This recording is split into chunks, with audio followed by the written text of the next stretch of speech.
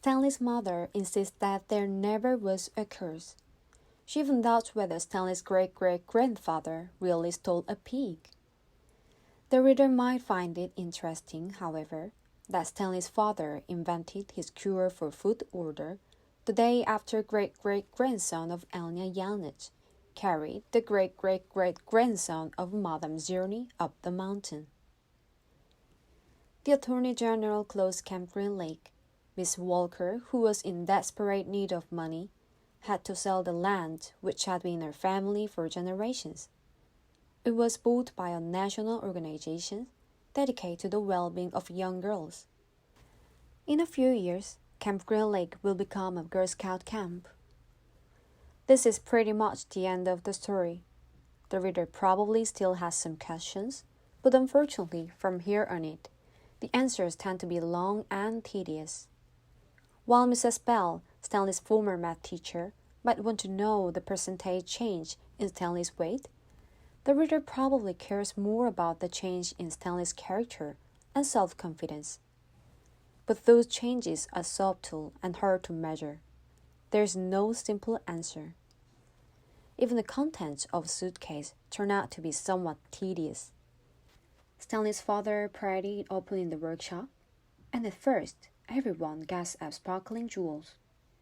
Stanley thought he and Hector had become millionaires, but the jewels were poor quality, worth no more than $20,000. Underneath the jewels was a stack of papers that had once belonged to the first Stanley Yelnats. These consist of stock certificates, deeds of trust, and promissory notes. They were hard to read and even more difficult to understand. Miss Moringo's law firm spent more than 2 months going through all the papers. They turned out to be a lot more valuable than jewels.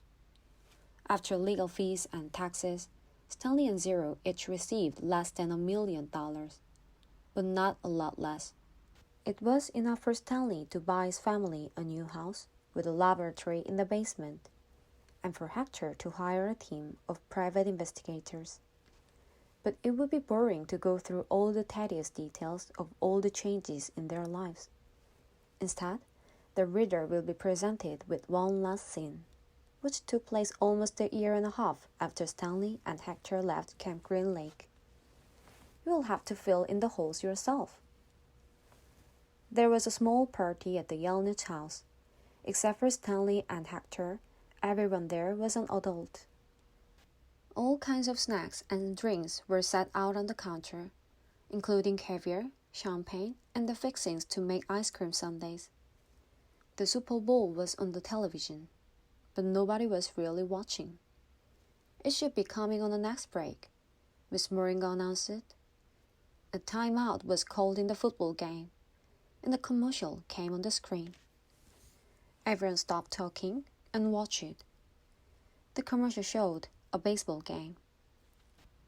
Amid a cloud of dust, Cloudy Livingstone slid into the home plate as the catcher caught the ball and tried to tag him out. "Safe!" shouted the umpire as he signaled with his arms.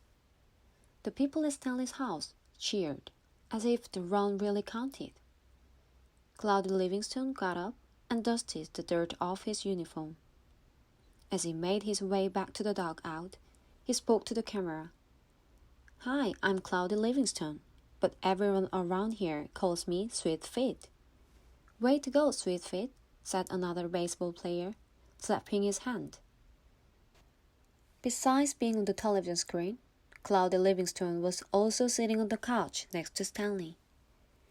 "But my feet weren't always sweet," the television Cloudy Livingstone said, as he sat down on the dugout bench. "They used to smell so bad that nobody would sit near me in the dugout." "They really did stink," said the woman sitting on the couch on the other side of Cloud. She held her nose with one hand and fanned the air with the other. Cloud shushed her. "Then a teammate told me about Splish," said the television Cloud. He pulled a can of Splish out from under the dugout bench and held it up for everyone to see. "I just spray a little on each foot every morning, and now I really do have a sweet feet. Plus, I like the tingle." Sploosh, said the voice.